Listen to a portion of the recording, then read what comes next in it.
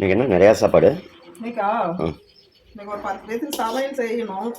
ஒரு 10 பேருக்கு சமையல் செய்யலான்ட்டு செஞ்சுட்டு இருக்கிறேன். அப்படியா? பருப்பு சாம்பார், ஒரு சாதம் வெந்துட்டு இருக்குது. பருப்பு சாம்பார், ரசம், பீட்ரூட் பொரியல் எல்லாம் செஞ்சாச்சு. ஓ, சாதம் வடிச்சா சரி. சாதம் வடிச்சா சரி. சரி, சாதம் வந்துட்டு இருக்குது. இல்ல செய்யறாங்க, இவங்களே சாப்பிட்றாங்க அப்படிங்கிறாங்க. வீட்டுலாம் நான் வீடியோக்கோசரம் தாங்க செய்வேன். நான் செஞ்சா யாருக்காவது கொடுத்துருவேன். கொடுக்கறதையெல்லாம் வீடியோ எடுத்து போடுறதுக்கு எனக்கு அது ஒரு நல்லா இல்லை. அதனால நான் என்ன செய்யறேனோ அது மட்டும் எடுத்து போட்டுறேன். யாருக்கு கொடுக்குறேன், என்ன பண்றேன், அதெல்லாம் எனக்கு போட முடியல. கொஞ்ச நாள் ஆகும். சரிங்களா?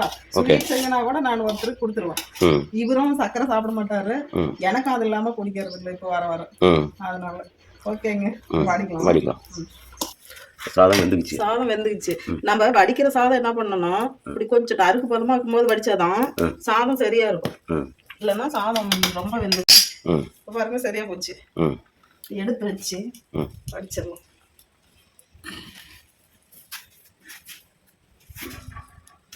தான் வடிக்கணும்.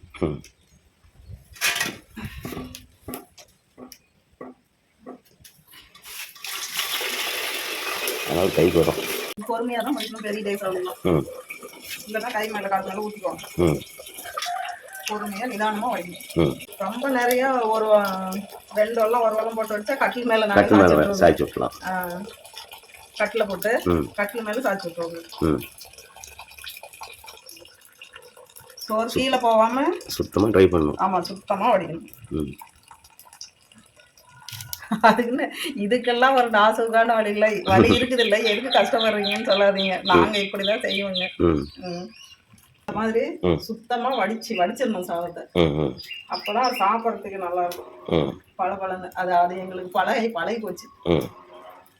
சுத்தமா தண்ணி இல்லாத வடிக்கணும். வடிச்சுட்டு திரும்ப அடுப்புல வைக்கணும். சூப்பரா பாருங்க வடிச்சிச்சு. இப்போ அடுப்புல வைக்கணும்.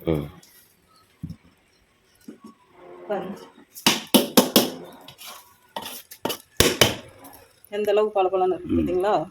இப்போ அடியில் கொஞ்சம் நஞ்சம் தண்ணி இருந்தாலும் அடுப்பு மேலே வச்சோம்னா அது சுத்தமாக ட்ரை ஆகிக்கும். அவ்வளோதான், ரெடி. சாப்பாடு ரெடி ஆயிடுச்சு. பாருங்க, சாதம் பருப்பு சாம்பார், முள்ளங்கி போட்டு பருப்பு சாம்பார். Okay, super. பீட்ரூட் பொரியல். அடுத்து ரசம். சூப்பரான ரசம், மிளகு ரசம்.